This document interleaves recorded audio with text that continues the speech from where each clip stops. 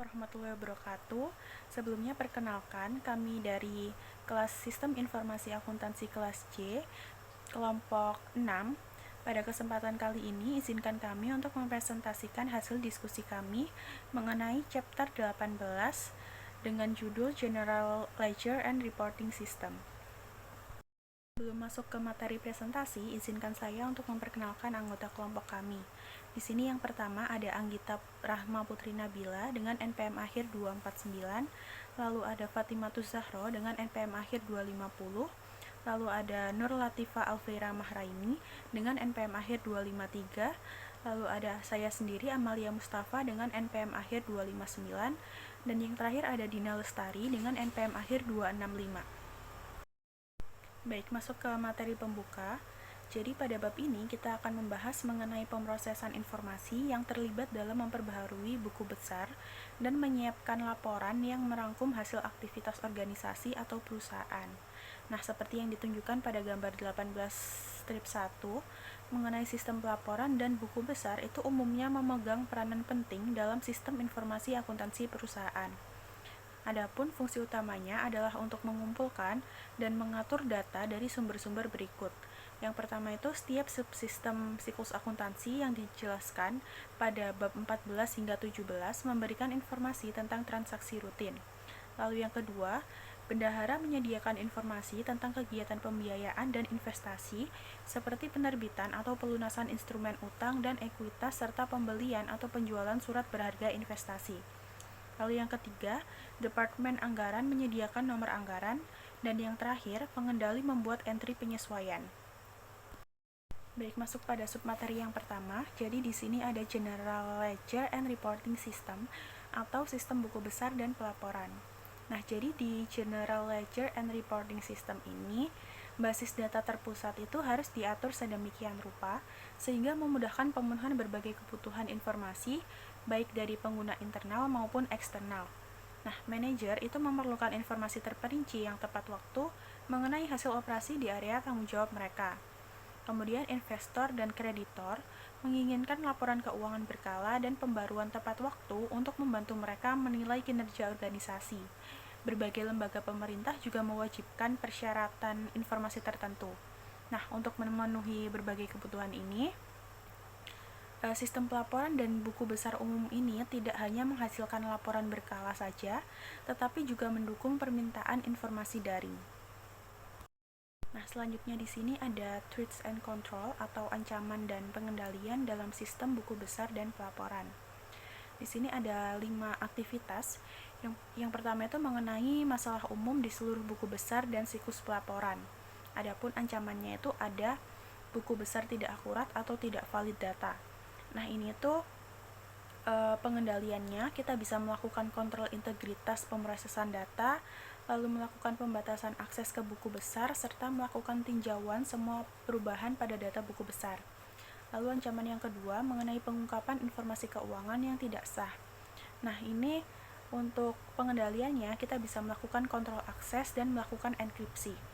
Lalu yang ketiga mengenai kehilangan atau kerusakan data, itu pengendaliannya kita bisa melakukan prosedur pencadangan dan pemulihan bencana. Lalu untuk aktivitas yang kedua mengenai perbaruan buku besar, untuk ancamannya itu yang pertama di sini ada pembaruan buku besar yang tidak akurat. Nah, ini tuh kita bisa melakukan pengendalian dengan cara melakukan kontrol integritas pemrosesan entry data, lalu melakukan rekonsiliasi dan laporan kontrol, dan yang terakhir melakukan pembuatan dan peninjauan jejak audit. Lalu untuk ancaman yang kedua di sini ada entry jurnal yang tidak sah. Nah, ini tuh pengendaliannya kita bisa melakukan kontrol akses, lalu melakukan rekonsiliasi dan laporan kontrol, serta melakukan pembuatan dan peninjauan jejak audit. Lalu untuk aktivitas yang ketiga, di sini ada posting penyesuaian entry. Nah, ancamannya itu ada entry penyesuaian yang tidak akurat. Untuk pengendaliannya, kita bisa melakukan kontrol integritas pemrosesan entry data, lalu melakukan kontrol perlindungan kesalahan spreadsheet, lalu melakukan entry penyesuaian standar, lalu melakukan rekonsiliasi dan laporan kontrol, serta melakukan pembuatan dan peninjauan jejak audit. Lalu untuk ancaman yang kedua ada entry penyesuaian yang tidak sah.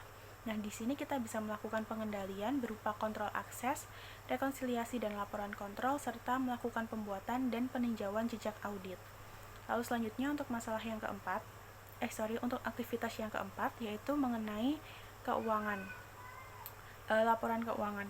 Nah, jadi ancamannya di sini ada laporan keuangan yang tidak akurat. Nah, itu pengendaliannya bisa kita lakukan mengenai dengan cara kontrol integritas pemrosesan, penggunaan perangkat lunak paket, dan melakukan pelatihan dan pengalaman dalam penerapan IFRS dan XBRL, serta melakukan audit.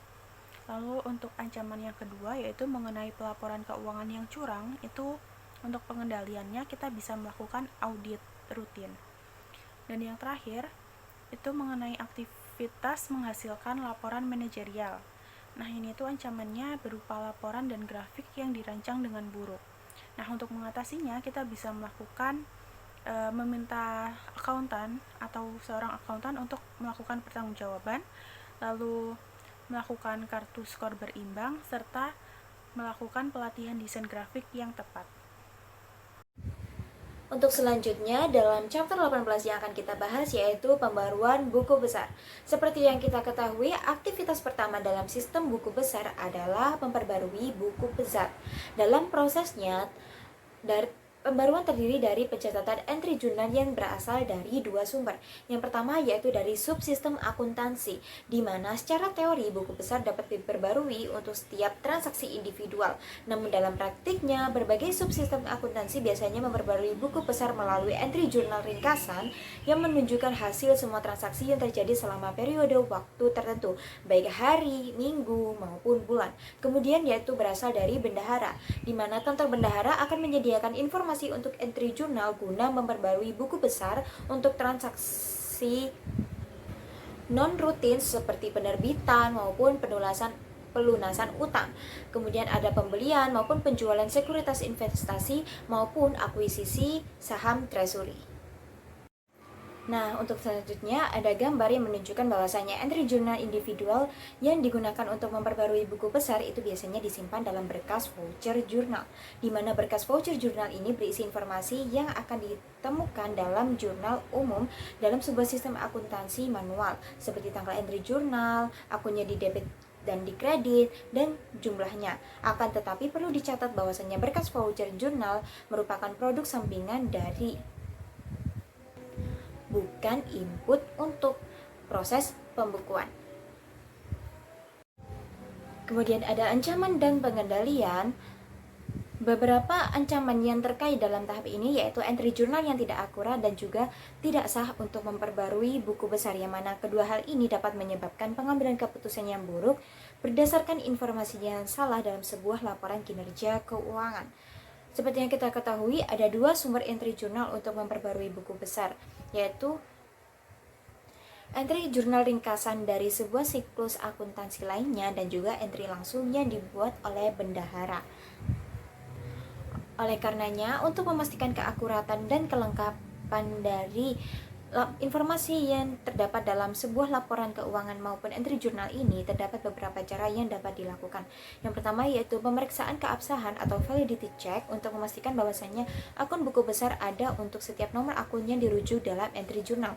Kemudian yang kedua ada pemeriksaan bidang maupun format yang memastikan bahwasannya bidang jumlah dalam entry jurnal hanya berisi data numerik. Kemudian yang ketiga yaitu pemeriksaan saldo nol untuk memverifikasi bahwa total debit akan sama dengan total kredit dalam sebuah entry jurnal. Kemudian yang keempat ada uji kelengkapan untuk memastikan semua data relevan dimasukkan, terutama sumbernya entry jurnal. Yang kelima ada verifikasi loop tertutup yang mencocokkan nomor akun dengan deskripsi akun untuk memastikan akun buku besar yang benar diakses. Yang keenam yaitu pemeriksaan tanda saldo akun buku besar setelah pembaruan selesai untuk memverifikasi bahwa saldonya sesuai. Yang ketujuh yaitu menghitung total run to run untuk memverifikasi keakuratan pemrosesan batch voucher jurnal. Selain itu, kontrol akses yang kuat termasuk autentikasi multi multifaktor, dan juga uji kompatibilitas berdasarkan matriks kontrol akses akan mengurangi resiko entry jurnal yang tidak sah. Kemudian ada laporan rekonsiliasi dan juga pengendalian. Rekonsiliasi dan laporan pengendalian dapat mendeteksi apakah ada kesalahan yang terjadi selama proses pemutakhiran buku besar. Salah satu bentuk rekonsiliasi adalah penyusunan neraca saldo. Neraca saldo merupakan sebuah laporan yang mencantumkan saldo untuk semua akun buku besar yang namanya mencerminkan fakta bahwasanya jika semua aktivitas telah dicatat dengan benar, total semua saldo debit di berbagai akun harus sama dengan total semua saldo kredit.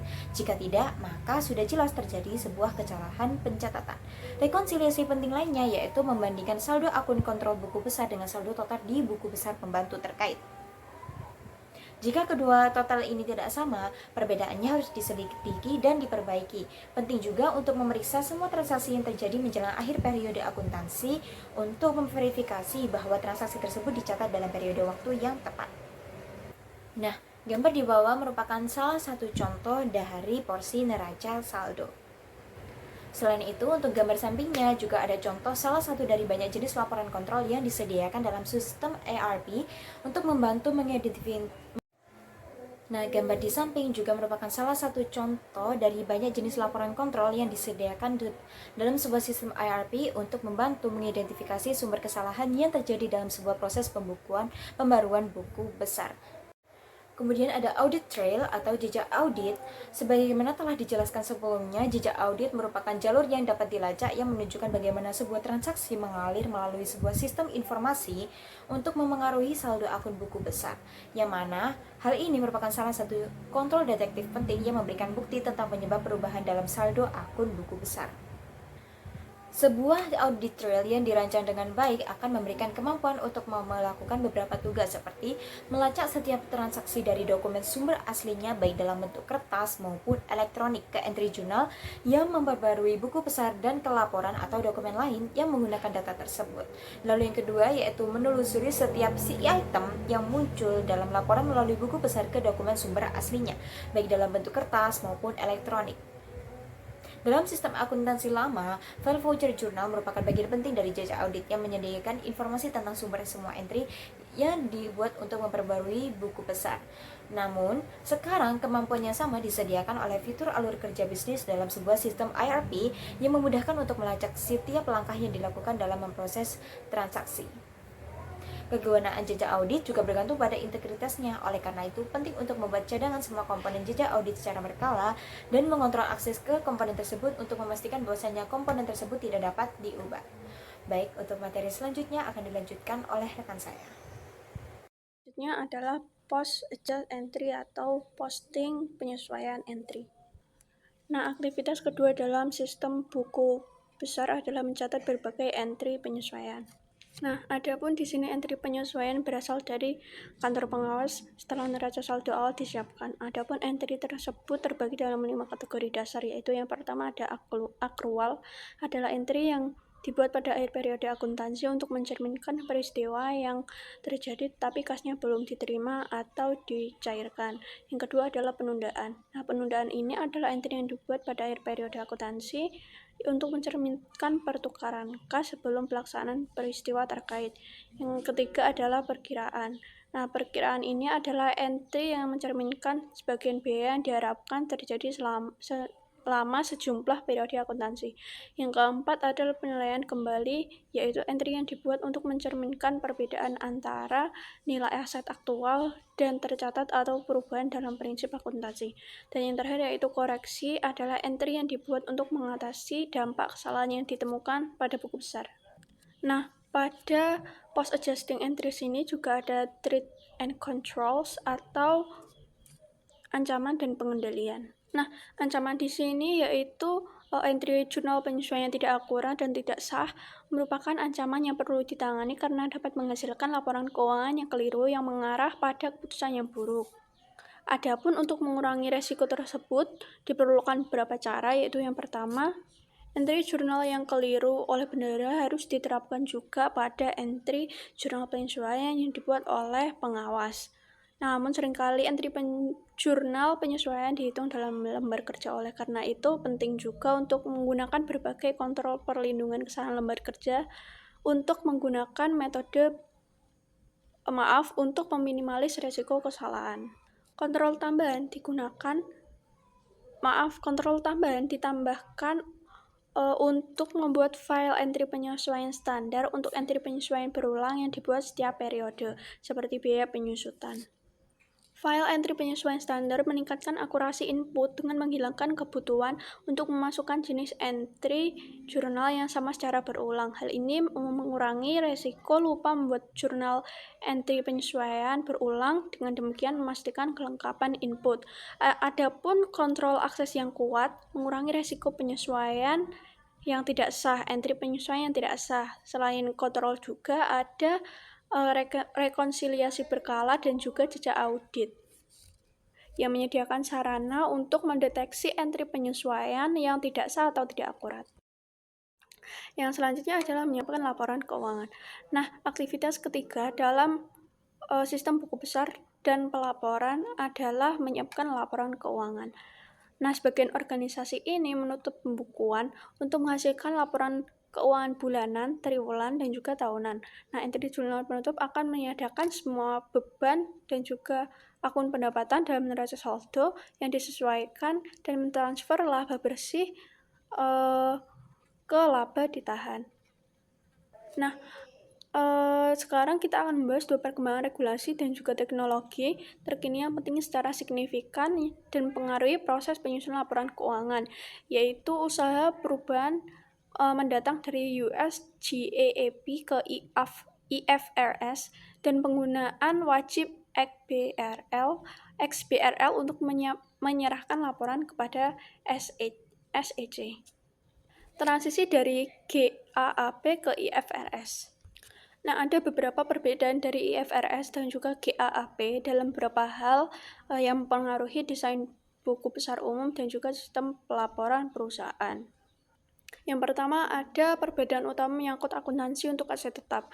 Di bawah GAAP, sebagian besar aset tetap utama dicatat dan juga disusutkan secara komposit. Sebaliknya, pada IFRS umumnya memerlukan komponisasi aset tetap untuk mengakui fakta bahwa elemen yang berbeda atau komponen mungkin memiliki umur ekonomis yang berbeda. Perbedaan kedua yaitu melibatkan akuntansi untuk biaya penelitian dan juga pengembangan atau R&D. Jika IFRS mengizinkan kapitalisasi biaya pengembangan pada tahap awal proses daripada GAAP. Dan yang terakhir yaitu perbedaan terakhir yaitu bahwa IFRS tidak mengizinkan penggunaan metode akuntansi persediaan dengan menggunakan metode LIFO atau last in last out. Akibatnya perusahaan yang menggunakan LIFO harus mengubah sistem akuntansi biaya dan perhitungan yang digunakan untuk menilai persediaan. Perubahan tersebut perlu ditinjau dan diuji secara cermat untuk meminimalis resiko kesalahan. Yang selanjutnya yaitu ada XBRL atau merevolusi proses pelaporan. Nah, bahasa pemrograman atau XBRL singkatan dari X dapat ditarik B bisnis, R pelaporan, L bahasa pemrograman yang dirancang khusus untuk memfasilitasi komunikasi bisnis. XBRL sebaris, yaitu menggabungkan HTML dan XBRL sehingga dokumen yang sama dapat dibaca manusia di browser, namun juga berisi data terstruktur yang dapat dibaca mesin, dapat diproses secara otomatis oleh berbagai alat analisis tanpa memerlukan input maupun manual apapun. Perusahaan publik harus menggunakan XBRL, IXBRL atau XBRL baris saat mengirimkan dokumen ke SEC. Lalu pada sulap selanjutnya yaitu terdapat XBLR Process and Terminology. XBLR Process adalah format laporan yang diwajibkan oleh SIC untuk perusahaan publik. File XBRL ini disebut instant dokumen, mengandung data keuangan tertentu yang ditandai seperti nilai elemen laporan keuangan, unit pengukuran misalnya seperti dolar atau euro, dan konteks waktu. Konteks waktu di sini seperti untuk neraca atau laporan laba rugi. Lalu selanjutnya ada skema atau file yang mendefinisikan elemen-elemen yang mungkin akan muncul dalam instance dokumen. Atribut elemen ini meliputi yang pertama ada nama unik atau unique name, yang kedua ada deskripsi of the element, yang ketiga ada tipe dari datanya, yang keempat balance type, dan yang kelima yaitu time period type atau instance duration. Lalu di sini terdapat contoh untuk elemen net cells. Yang pertama ada nama elemennya yaitu net cells, deskripsinya cells net of returns, tipenya monetary term type, balance, dan balance-nya yaitu credit, periode type-nya duration.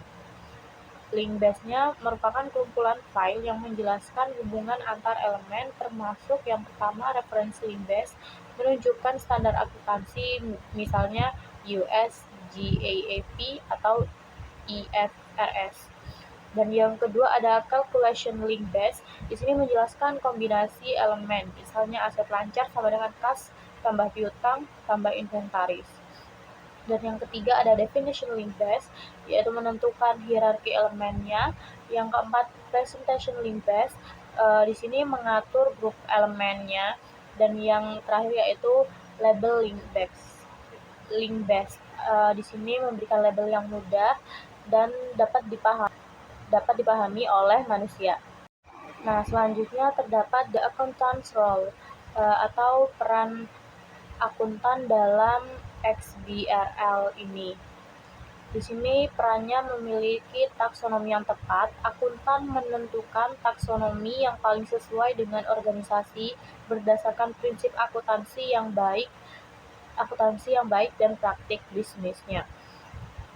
Membuat taksonomi ekstensi. Jika elemen standar tidak mencukupi, akuntan dapat membuat tag baru disebut extension taxonomy untuk mencerminkan kebutuhan unik perusahaan. Validasi dan pembuatan instan dokumen. Akuntan menggunakan perangkat lunak untuk menerapkan taksonomi, membuat dokumen, dan memvalidasi hasil sebelum pengiriman. Pembuatan style sheet. Untuk pembuatan style sheet, akuntan berkontribusi memastikan data tampil dengan baik. Lalu di sini ada truths and control-nya. Untuk inaccurate financial reporting atau kesalahan laporan keuangan. Di sini terdapat risikonya, yaitu penggunaan tag yang salah atau penciptaan taksonomi ekstensi yang tidak perlu dapat menurunkan standar akurasi. Untuk kontrolnya atau perbaikannya, di sini ada pelatihan dan pengalaman, dan yang kedua ada audit eksternal untuk mendeteksi kesalahan. Dan threats yang kedua, apabila ada frontline financial reporting atau pelaporan keuangan yang curang. Di sini risikonya memanipulasi jurnal oleh manajemen tingkat atas dapat menyebabkan laporan yang menyesatkan atau yang salah. Untuk kontrolnya terdapat audit independen atas semua entry jurnal khusus, dan yang kedua sistem akuntansi yang mencatat jejak audit di setiap perubahan. Menghasilkan laporan manajerial bagian proses. Sistem ERP dapat menghasilkan sejumlah anggaran untuk membantu manajer merencanakan dan mengevaluasi kinerja. Anggaran operasional menggambarkan pendapatan dan pengeluaran yang direncanakan untuk setiap unit organisasi. Anggaran pengeluaran modal menunjukkan arus kas masuk dan keluar yang direncanakan untuk setiap proyek modal. Anggaran arus kas membandingkan estimasi arus kas masuk dari operasi dengan pengeluaran yang direncanakan dan digunakan untuk menentukan kebutuhan pinjaman. Selain anggaran, kemampuan pemrosesan permintaan sistem ERP memungkinkan manajer untuk membuat laporan kinerja dalam jumlah yang hampir tak terbatas dengan mudah. Misalnya penjualan dapat dipecah berdasarkan produk, tenaga penjualan, dan pelanggan. Menghasilkan laporan manajerial bagian ancaman dan pengendalian. Dua pengendalian penting untuk mengurangi ancaman. Yang pertama, penggunaan akuntansi pertanggungjawaban dan anggaran fleksibel untuk merancang laporan kinerja. Yang kedua, balance scorecard. Yang pertama, akuntansi tanggung jawab dan anggaran fleksibel. Untuk mengevaluasi kinerja dengan benar, laporan harus menyoroti hasil yang dapat dikontrol secara langsung oleh orang atau unit yang dievaluasi. Akuntansi pertanggungjawaban melakukan hal ini dengan menghasilkan serangkaian laporan berkorelasi yang menguraikan kinerja keseluruhan organisasi menurut subunit tertentu yang paling dapat mengendalikan aktivitas tersebut secara langsung. Anggaran fleksibel yang jumlah anggarannya bervariasi sesuai dengan ukuran aktivitas organisasi tertentu. Dalam contoh sebelumnya, penganggaran fleksibel akan memerlukan pembagian anggaran untuk setiap pos anggaran di Departemen Pengawas Umum menjadi komponen biaya tetap dan variabel. Dengan cara ini, standar anggaran akan secara otomatis disesuaikan untuk setiap peningkatan atau penurunan produksi yang tidak direncanakan. Dengan demikian, setiap perbedaan antara standar yang disesuaikan ini dan biaya aktual dapat ditafsirkan dengan lebih tepat. Yang kedua, balance scorecard. Balance scorecard adalah sebuah laporan yang menyediakan perspektif multidimensi kinerja organisasi. Balance scorecard berisi ukuran yang mencerminkan 4 perspektif kinerja organisasi, yaitu keuangan, pelanggan, operasi internal, serta inovasi dan pembelajaran.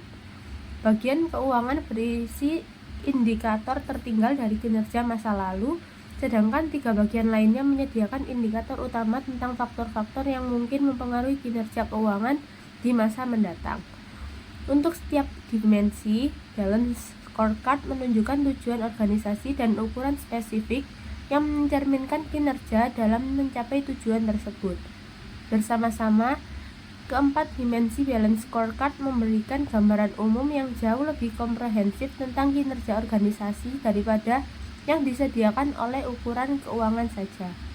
Ringkasan dari bab ini adalah sistem pelaporan keuangan dan buku besar umum mengintegrasikan dan meringkas hasil berbagai sistem akuntansi untuk siklus pendapatan, pengeluaran, produksi, dan sumber daya manusia. Buku besar umum adalah berkas induk utama dalam sistem akuntansi. Oleh karena itu, penting untuk menerapkan prosedur pengendalian guna memastikan keakuratannya dan keamanannya.